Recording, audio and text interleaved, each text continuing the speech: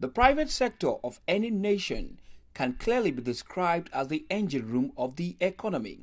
Thus, players in that sector are referred to as the drivers. This they do by basically meeting the needs of the people in the country. From consumer products to industrial products, the private sector booms with activities in which competition helps development, innovation, and much more. Without any doubt, it is obvious that when the private sector grows, the economy automatically receives a boost.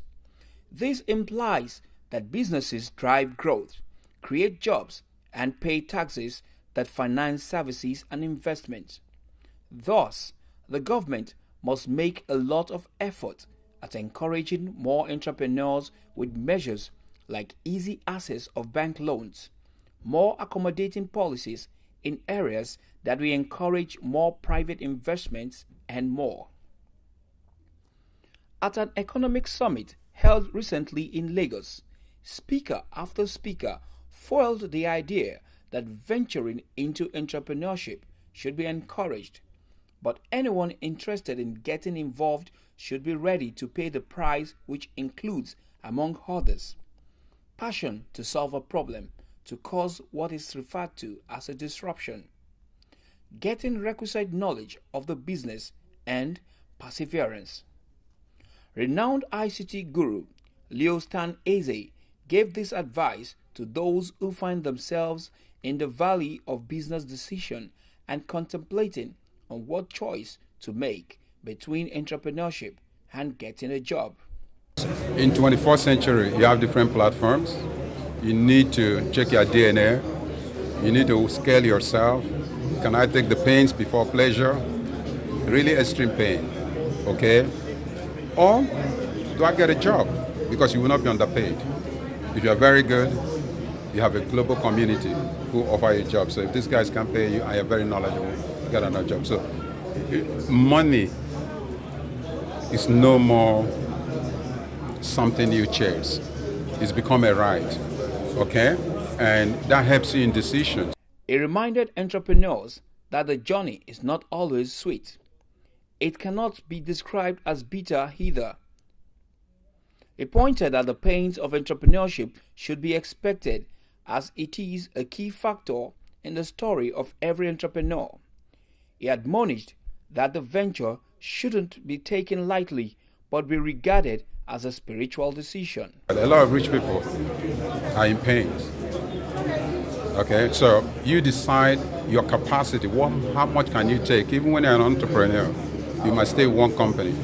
But why people expand is because of global disruption. You understand? Okay, because this business could die today. If you're a taxi driver, somebody launches Uber, you're not there. If you launch Uber, you employ your competitors. But if your competitor launches on Uber, he employs you. Are you with me? Okay, so this is a decision, and I consider it more of a spiritual decision for individuals to take. And it has a lot to do with matrimony also. Okay, when you marry a wife, can she tolerate you? That's why entrepreneurs don't have a home most times, because the wives don't understand the pain. Because 90% of the phone calls you get are bad news. And a human being, your system is taking it, but how much can your system take? Okay, so if you have a wife who is not understanding, she feels you are not caring. But if your wife is an entrepreneur, then she understands the pain. She can interpret the pain. But if you have professional jobs and live according to your income, you live more than the entrepreneur. With a population of nearly 200 million, Nigeria has been described as a fertile land for entrepreneurship. Nigeria's population is one of the reasons investors are favorably disposed to the country's landscape. Many businesses that have been introduced into Nigeria have flourished on that basis. Thus, Nigeria is a haven for entrepreneurs. The telecom industry, for example, indicates this. This industry accommodates telecom companies, phone manufacturers, internet providers, phone accessories, and the list goes on. The population affords people with endless money-making possibilities. Dr. Abiodun Adedipe is an analyst and commentator on government fiscal operations and economic policies. Even those who collect trash where it is not working well, how about getting in there and organizing them? You don't need to hold any cards that anybody pushes, so but you can provide a service that those card pushers now become your own employees.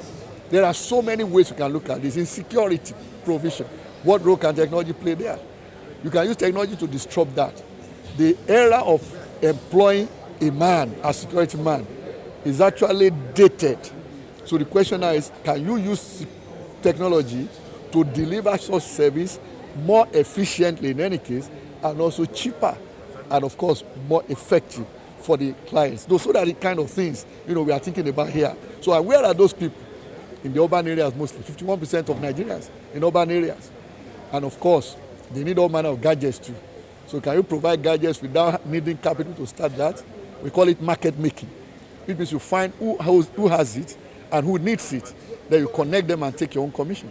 So that is what it's all about. So they need to think what to do with the box, not to think outside the box. Thinking outside the box is old school. That is dated. What we tell them to do now is look at the box. What can you do with the box? Can you make it bigger, smaller, change the color, turn it inside out, make it stand on an edge, whatever. Various options. They keep the mind open, and they can do quite a lot in an environment with almost 200 million human beings. It also now talk to the profiling of those distributions, in which case, if they are mostly young, like we have the median age at 17.9 years, that means most of them, 50%, are below 18 years of age. So what is it that people of that age consume? So what is their lifestyle? What do they buy? They prefer gadgets that their parents are not familiar with. Okay, that means they'll be looking more at that.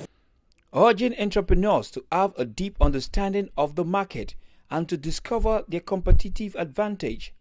Abiola Ogunride, a chemist and the founder of Tropical Naturals Nigeria, among other things, pointed passion as a prerequisite in venturing into any business. You have to have a passion for something. What is a passion? A passion is something that makes you angry. For instance, you buy shoes from China or Vietnam, and it's always the heats are always falling off after 1 month or two. You say, wait a minute, I can do something better. You've seen the market. So you go to acquire the skills, get the manpower, the machinery, the materials, and get into the marketplace. Okay? Or the country needs cement. We are in the development phase, and we need about 4 million tons, and the local supply is maybe 3 million tons. There's a gap of 1 million tons. If you have the capacity to fill that gap, yes, that is. If you're also a boy, like just say you're a student, while you're studying, you'd definitely read about inventions, discoveries, developments in different parts of the world. That is the first source of inspiration. Someone has done this, has provided a solution for a particular problem at a particular point in time.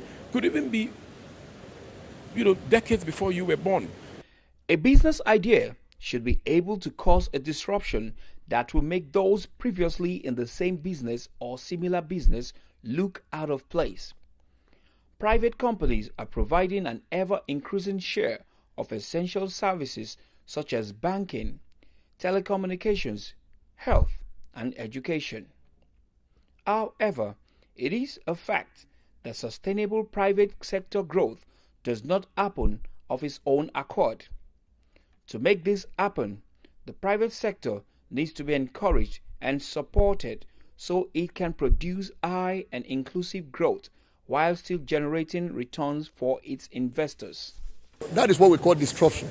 Now, what happens then if you look at people, for example, in Lagos, who live in one section of the city, but work in another, so they have to commute every day. So now, you may not own a bus, but can you make an arrangement for someone to provide buses for you to transport such people? Now, that becomes a disruption for those who run the regular yellow buses anyway. So, and those are the kind of things that we are talking about here. Look at the dynamics of that population. Where are they?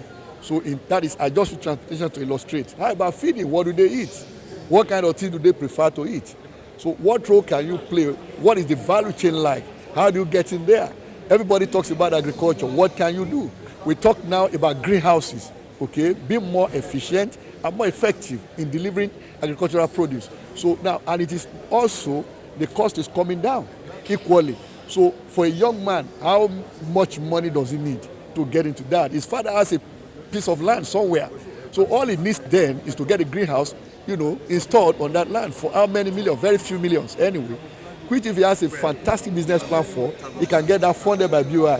Because all we need as collateral is his certificate. And that means he doesn't need a building as collateral. The government needs to provide favorable policies, strong institutions, and efficient public goods and services to ensure the private sector can thrive and benefits of growth reach all citizens. Ogunride adds this. You need to have an entrepreneurship mindset. Who is an entrepreneur? One who pursues an opportunity without regard to the resources he currently controls. So if you feel the need, look, I need to do this. I want to make a difference in this particular area. You sit down, and you have a checklist of the things you need to do.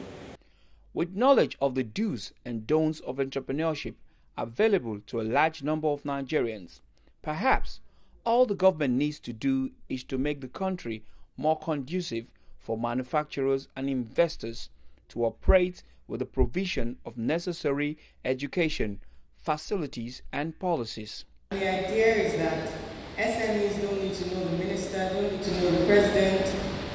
Nigerians are very entrepreneurial, extremely hardworking, and what we need is an environment in which you can just start your business all the way to the end, every step of the way, paying taxes, getting credit, access to power, access to property, registering your property, dealing with construction permits, all the indicator areas that we know needs to be held.